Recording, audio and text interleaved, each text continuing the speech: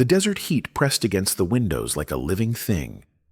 Inside the kitchen, Sadie Walker stood barefoot on the cracked tile floor, up to her elbows in dishwater. The only sound was the clink of plates and the low hum of cicadas outside. Then came the boots, heavy, uneven, mean. She froze. The back door swung open with a groan, dust curling around the silhouette in the frame. Virgil Kane, tall, broad, wrinkled shirt stained with whiskey and God knows what else. His hat was off. That was always a bad sign. Sadie didn't turn around. She didn't have to. She could feel the anger roll off him like desert thunder. "You standing there like your damn mama." He slurred, voice thick and bitter. All proud, all quiet, like you ain't the reason everything turns to shit. She braced herself, knuckles white against the edge of the sink. She wanted to scream, to run, but not yet. Timing was everything. Her mother wasn't home. Just her and the man who'd made the house feel like a slow-burning furnace. Virgil staggered in and slammed his hat onto the kitchen table. Dust flew. He was red-faced and sweating, the kind of drunk that came after losing big in town. Cards, dice, lies, whatever it was. It went bad. Lost again. "Huh," Sadie said quietly. The words slipped out before she could stop them. His boots stopped mid-step. That silence, thick and poisonous, hung in the air. Then came the voice, soft but sharp. "What did you say?" "Girl." She turned around, slowly. Big mistake. His face was red, but his eyes were black, not just drunk burning, with failure, with shame, with a kind of hatred that needed someone to bleed. Sadie knew that look. She'd seen it when he threw a lamp at her mama, when he kicked the barn dog for barking too loud, when he punched the wall until his knuckles split. Now those knuckles curled tight again, veins bulging. "You think you're better than me?" he growled. "No," Sadie said, stepping back. "I just think maybe the cards ain't cursed. Maybe you are. That did it." He lunged. Sadie grabbed the nearest thing, an old frying pan, and flung it across the room. It clanged off the stove, loud and wild, making Virgil flinch just long enough. She ran, past the table, past his outstretched hand, past the memories, out the door. She hit the porch at full speed, bare feet pounding the boards. Behind her, Virgil roared like a wounded bear, toppling a chair as he gave chase. The sun outside was a hammer. The desert stretched wide and cruel. No trees, no shade, but she didn't care. She ran straight for it. Anything was better than staying.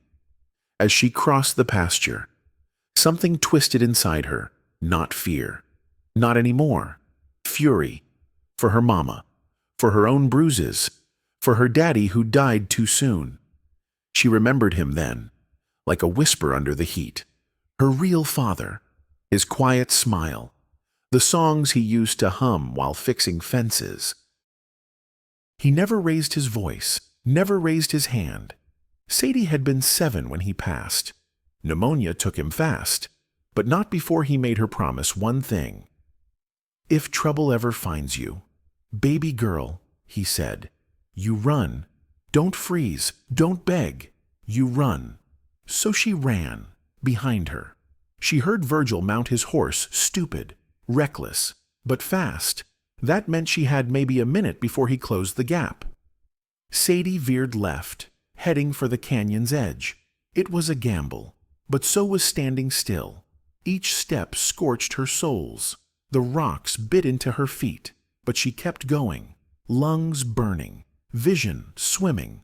Her breath came in ragged gasps, but she couldn't stop, wouldn't stop. Then she stumbled. A jagged rock caught her foot, and she hit the ground hard. Pain exploded in her shoulder. Blood slicked her palm. Behind her, hooves pounded closer. She scrambled up, heart thudding so loud it drowned out the desert wind. She ducked behind a boulder, pressed herself flat, tried to breathe through the pain, and then silence, only the dry hiss of wind across sand. She peeked out. No Virgil? Yet. What now? She couldn't outrun a horse, she couldn't fight him, and she sure as hell couldn't go back. Her eyes scanned the land flat, dry, merciless. No salvation, just a frying sun and the sound of her own blood rushing in her ears. But then, a thought, a memory. She and her dad, years ago, exploring the cliffs beyond the pasture. He'd shown her a narrow gap in the rock just wide enough for a person to slip through, a shortcut to a hidden gully. No horse could fit. She had to reach it. Fast. Sadie stood, wiped the sweat from her eyes, and turned east, behind her, somewhere out of sight. A horse snorted. A voice shouted, "Come out, girl. You think you can run from me. You think the desert'll save you." She didn't answer. She just ran again. Tears streaked her face now, not from pain, not even fear, but from rage, from everything bottled up inside her since her daddy died. She wasn't some ghost in her own home. She wasn't a punching bag. She was Sadie Walker, and she was done being hunted. The wind changed. Sadie felt it before she heard anything. A strange shift in the air, sharp and dry like flint scraped against steel.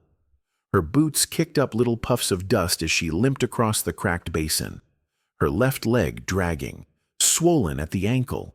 The bite burned like fire. It had come quick, a flash of movement near a sun-baked log, a hiss, and then fangs, a rattler. She'd yanked her leg back fast enough to keep it from going deep, but not fast enough to avoid the venom. She didn't scream. Not then. She didn't have the breath for it. Now. Every step was agony. Somewhere behind her, Virgil's horse screamed. She didn't look back. Couldn't. If she did, she might fall. And if she fell now, it was over. Ahead stretched a flat plain of broken earth and scattered rocks. No cover. No water. Just the mouth of a shallow canyon she barely remembered from when she was small. She thought she could reach it. She had to. But the wind, it wasn't right. It blew in short. Rhythmic bursts. Not like wind at all, really. More like thunder. From the ground. She stopped, put her hand on the earth. It vibrated. That's when she remembered the stories. Broken Hollow. People in town didn't talk about it much, except late at night, after a few drinks. Some said it was cursed. Others claimed it was sacred. But everyone agreed on one thing: if you wandered too deep into Broken Hollow, you didn't always come back. They said wild horses lived there. Not just any horses, but something older, fiercer, born of the dust and storms. Horses that had never known a bridle, never felt the sting of a whip. Some said they were spirits. Others said they were demons. Most folks didn't want to find out which. Sadie hadn't meant to cross into it, but now she was here. The earth shook again. She turned slowly and saw them. At first, just shadows. Then the shimmering outline of bodies through the rising heat. 20, maybe more. Their manes flew like war banners in the wind. Their hooves slammed into the ground in perfect rhythm, each strike a heartbeat, and leading them, like some ancient god of fury, was a black stallion, Midnight. He stood taller than any horse she'd ever seen. His coat shimmered like obsidian, dark and cold and alive. Scars laced his shoulders, his chest. His eyes burned not like an animal, but like something that had seen too much, survived too long. He looked at her and didn't look away. Her breath caught, not because he was beautiful, not because he was dangerous, but because he saw her, truly saw her, like he recognized something inside her. The fear, the rage, the desperate, clawing will to live. Then came the sound of another horse, less steady, more frantic. Virgil. He burst over the ridge behind her, still astride his mare, still roaring. You thought you could run. You little he didn't finish, because Midnight turned his head, slowly, and Virgil, For the first time. Shut up. Sadie dropped to her knees. She wasn't sure if it was the bite, the heat, or just the weight of it all. But she couldn't stand any more. So she watched as Midnight lowered his head, watched as the rest of the herd fanned out behind him, forming a crescent on the ridgeline, watched as Virgil's horse began to backpedal, ears flat, nostrils flaring. The wind picked up again, whistling through the canyon walls like a warning. Midnight took a step forward, then another. Virgil tried to pull his horse around, but it refused, frozen, terrified. "Go," he shouted, kicking at the mare's sides. "Go, damn it!" But the horse wouldn't move, because the stallion had begun to trot, not at Sadie, at Virgil. And then he charged. It was like watching a storm break loose. Dust flew, hooves cracked against rock. The herd followed, silent and swift, like wolves made of bone and thunder. Virgil screamed. He leapt from the saddle, tried to run, but stumbled too drunk, too slow. His boots slipped on the dry earth, and he fell hard, rolling over jagged stone. Sadie tried to stand, her leg burning like fire, her heart screaming. She wanted to help him, wanted to stop what was coming, but she didn't move, because part of her, some dark, broken part, didn't want to. Midnight didn't trample him. Not yet. Instead, he skidded to a halt inches from Virgil's head, snorting, stomping, spraying dust in every direction. The stallion reared up once, his hooves slashing the air. Then he looked toward Sadie. She held his gaze, and in that moment, she understood something strange. The horses weren't attacking. They were judging. This was their land, their law, and they were the jury. Virgil scrambled to his knees. His face was cut, bleeding, smeared with dirt and sweat. He saw Sadie watching. "You did this," he shouted, spitting blood. "You little witch, you cursed brat, you brought them here." The herd shifted, as if responding to his rage. Sadie tried to crawl backward, but pain lanced up her leg. She whimpered. Midnight turned, looked at her again, and for one terrible moment, she thought, "What if I'm next?" She wasn't welcome here either. She was human, and humans brought ruin. The stallion snorted, then pawed the ground. Dust rose like smoke. Then, suddenly, the herd began to move not toward her, but around her, encircling, watching, breathing. Sadie sat very still. What were they waiting for? She glanced at Virgil. He was crawling toward a rock. No, not a rock. A revolver. He must have dropped it in the chaos. He grabbed it, cocked it, aimed straight at Midnight. No. Sadie screamed. The gun fired, but the bullet never hit. Midnight was already moving. He launched forward, faster than thought, hooves crashing into the revolver with a clang that echoed like a church bell. The gun spun into the dust. Virgil cried out. The stallion reared again, and this time he struck, not to kill, just to hurt. Hoof met shoulder, bone cracked. Virgil screamed and collapsed. The herd closed in now, silent, deliberate. Sadie covered her mouth, shaking. She didn't want to watch, but she couldn't look away. Midnight turned once more, and again. He met her eyes, not with hatred, not with threat, with recognition. He saw her pain, and, somehow, he respected it. Then he reared up once more, let out a scream that shook the sky, and the herd wheeled away, dust trailing behind them like smoke from a cannon. Gone. Just like that. Only silence remained, and Virgil's sobs. Sadie stayed there in the dirt, heart pounding, leg throbbing, and tears on her cheeks. She didn't remember crying. The horses hadn't saved her. They hadn't punished him. They'd simply enforced their law. Nature doesn't take sides, she thought. It just keeps score. The circle was closing. Sadie could feel it not just in the way the dust curled tighter around her, but in the measured, deliberate movements of the herd. They weren't scattered anymore. They weren't wild. They were coordinated, like wolves. Midnight stood in the center of the formation, his muscles coiled, eyes locked on the two humans caught in his path. His head lowered slowly, not in fear or submission, but with precision, command. The herd responded like soldiers. They fanned out, flanked left and right. Some moved to higher ground. Others blocked escape behind boulders and rock walls. Sadie pressed her back against a slab of stone. Heart beat a hammer in her throat. They weren't just watching. They were hunting. Virgil had stopped shouting. He crouched low now, scanning the ring of hooves and fury, sweat dripping from his brow, revolver shaking in his grip. "What the hell is this?" he muttered, more to himself than anyone else. "They're just horses, just damn horses." But even he didn't believe it. Sadie watched from her hiding spot.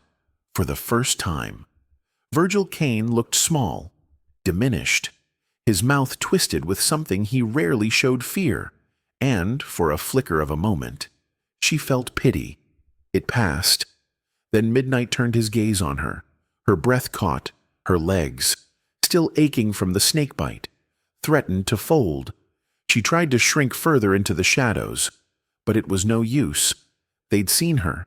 They remembered her. Maybe they thought she was like him, another intruder, another threat. What if they couldn't tell the difference? She had to move. The pain in her ankle throbbed, but she pushed off the stone and began limping across the clearing. Keeping low, she didn't run. Not yet. That would draw their attention too soon. Her eyes scanned the rocks ahead, searching for it. The narrow gap. The secret her father once showed her. She was 8, maybe 9. They'd ridden out here to escape a storm. He'd found the crevice, hidden behind a curtain of vines and brush. Said it was an old Apache lookout, long abandoned, a place no horse could reach, no man could chase through. She remembered the way he'd smiled, brushing dirt from her scraped knee. "This place," he'd said, "belongs to no one but the wind." Now it might save her life, if she could find it. A sudden snort to her left. Sadie turned too fast and locked eyes with one of the herd's flankers. A gray mare, eyes wide, ears pinned. It stomped once, hard. Sadie froze, but the mare didn't charge. Instead, it began circling slowly, blocking the path behind her. Her escape was narrowing. She moved again, faster this time, dragging her leg, scanning the stone ridge. Then there, a sliver of shadow between two sharp outcrops. She shifted toward it, but behind her came a noise that stopped her cold. Virgil. He'd seen it too. She didn't turn, but she heard him crash through brush, heard the grit in his voice. "Where you think you're going?" Girl panic surged. She broke into a limping run, ignoring the agony that flared with each step. Rocks cut her palms as she scrambled up the ridge, dust choking her throat. "Sadie," he screamed, "you come back here." She didn't. She pushed forward, every inch of her body screaming. The entrance was just ahead, barely wide enough to squeeze through. She slipped into the gap sideways, scraping her shoulder on raw stone. Behind her, hooves pounded, voices echoed, and her own breath came in sobs. Inside the crack, the air was cool, dark, silent, safe. She collapsed behind a fallen log, chest heaving, but the silence didn't last. From the entrance, she heard his voice, closer. He was following her in. And this time, there were no horses between them. Sadie's hands searched the ground blindly.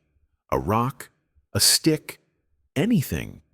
But all she found was her father's memory, wrapped around her like a cloak. "Run if you must," he'd told her once, "but never forget who you are when you stop running." She stood, wobbled, faced the shadow in the entrance. Virgil emerged, backlit by sunlight, battered, bleeding, but grinning like the devil. "Well, well," he sneered. My little runner, all out of desert. She didn't speak, didn't need to. He stepped closer. Then something moved behind him. A shadow, a shimmer, and Sadie's eyes widened. Midnight. The stallion had followed. He stood at the entrance, too large to fit, but not too far to strike. Virgil didn't see him. Not yet. Sadie glanced at the rocks, the space, the distance. She had one chance, one moment. She took a step back, lifted her chin, and whispered, "You're not the only one hunting anymore." Then she screamed.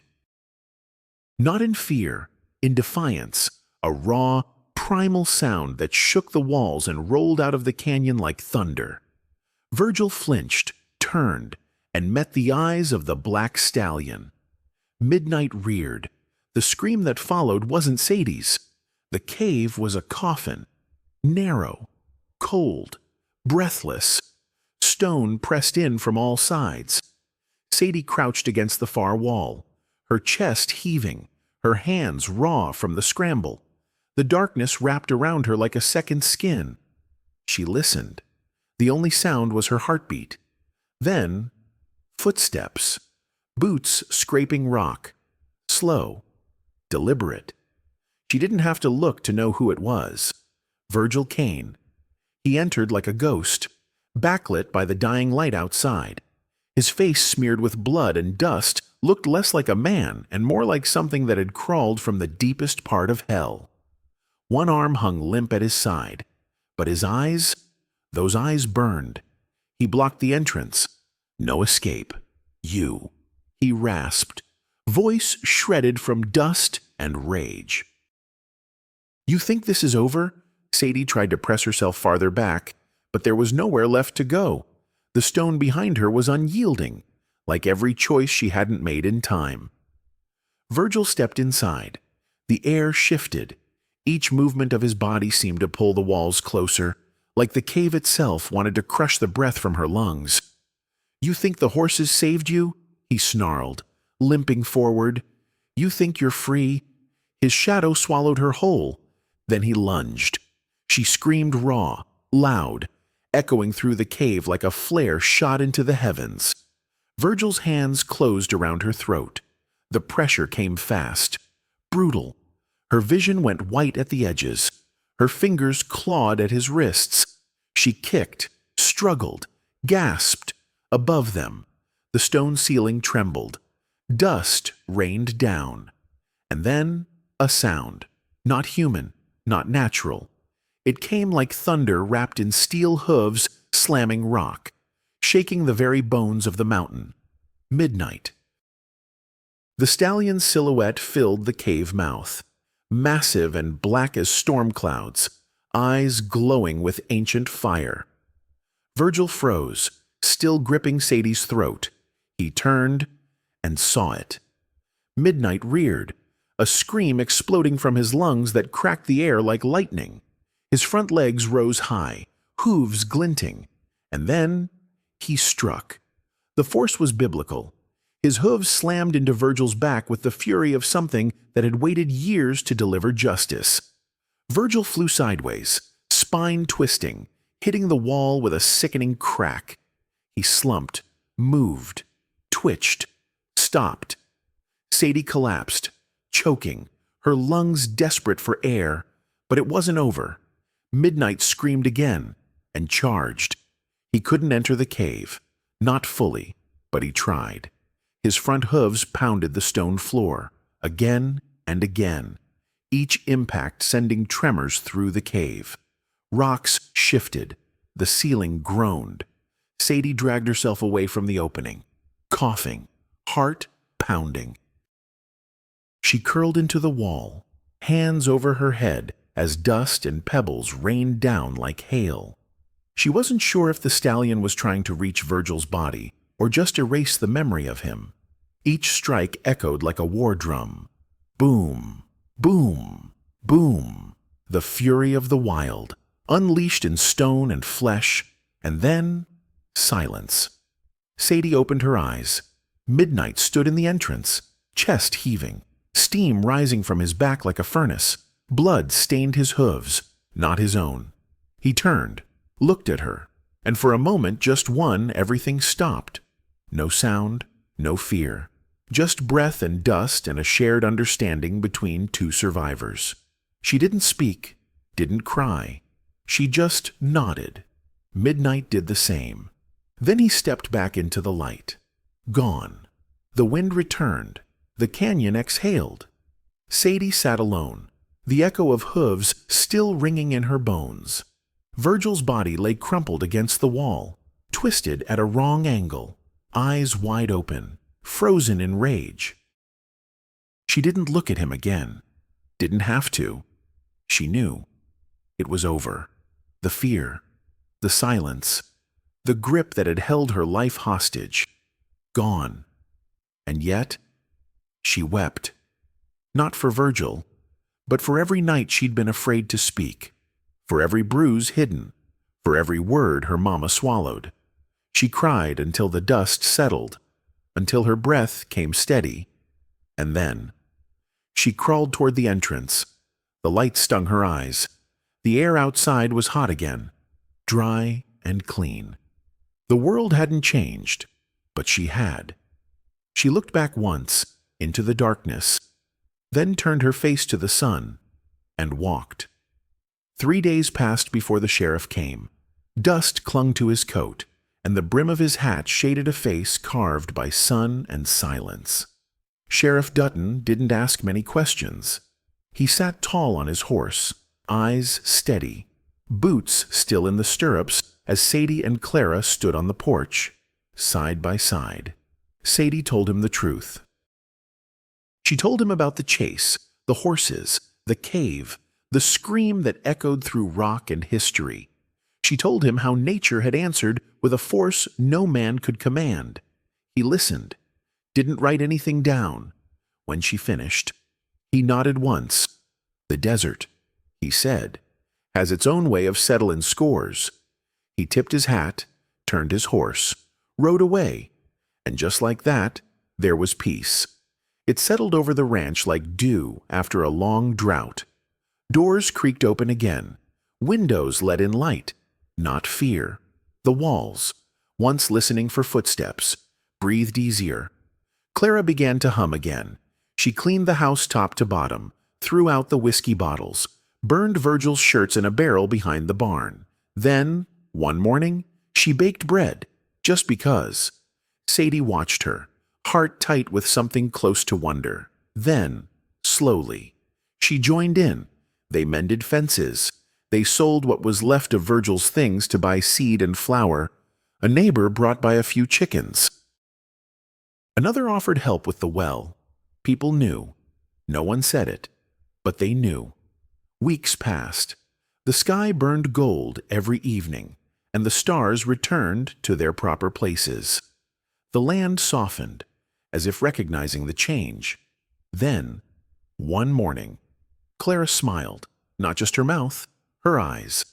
And Sadie realized it was the first time in years her mama looked like herself. Then came a knock. It wasn't harsh, not demanding. It was gentle. At the door stood a man named Eli Boone. He wore a blue shirt tucked too neatly and held his hat in both hands. "Your pump's leanin' wrong," he said. "Mind if I fix it?"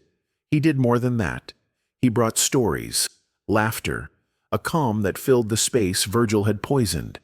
He never raised his voice, never rushed his words. Clara began to laugh again. Sadie watched with cautious hope. Not all men were monsters. Some just fixed pumps and sat quietly in the shade. 3 weeks after the cave, Sadie stood at the edge of the property. The horizon shimmered. A hush fell across the land, the kind that warned you something old was about to pass by. Then she saw them, silhouettes on the ridge, the herd, and at the front midnight. He stood still, head high, mane flicking like a flag. Sadie didn't move, didn't breathe. The stallion turned, just slightly.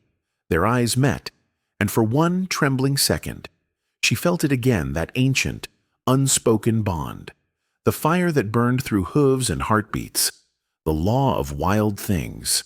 He saw her, and he remembered. Then he turned and vanished into the dusk. She stood there long after the dust settled. Later that night, she returned to that same ridge with her, a small pile of stones. She placed them one by one, each one smooth and round, a circle to mark the place. She lit a candle. Its flame danced in the wind, but it didn't go out. "Thank you," she whispered. She would return often, not to mourn, but to remember. To honor the one who saved her not out of love, not out of loyalty, but because he understood freedom and what it costs. Sadie never told anyone the full story, not even Eli. But the desert knew, and that was enough. She didn't stay on the ranch forever. 2 years later, she packed a small bag, kissed her mama goodbye, and rode into town. She took a job at the schoolhouse, where her voice, once silenced by fear, now carried across classrooms like a river cutting through rock. She taught history, literature, but more than that, she taught respect for wild things, for women's voices, for the silence between storms. Some days, she would pause mid-lesson and glance out the window, toward the distant hills, toward a sound only she seemed to notice, the thunder of hooves, and she'd smile. Years passed. People came and went, but every season, when the wind shifted and the sky burned gold, the children would follow her to the edge of town, where a ring of stones waited. There, Sadie would light a candle and tell them the story, not of violence, but of survival, not of revenge, but of the day the desert chose her, and every time. She ended with a question: if freedom came charging toward you, would you run, or would you stand still and listen? No one ever answered. They didn't have to, because somewhere beyond the hills, a black stallion still ran, and his echo still carried. If Sadie Walker's story touched something deep inside you, if you've ever felt lost, silenced, or longed for the day you could live wild and free, then subscribe to this channel right now. Because here, we don't just tell stories about chases, gunfights, or survival.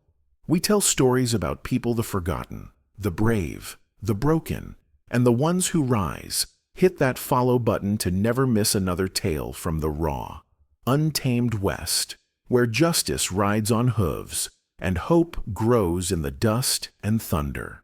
And the next video even more fierce, even more unforgettable. We'll meet again where unbroken hearts still beat strong.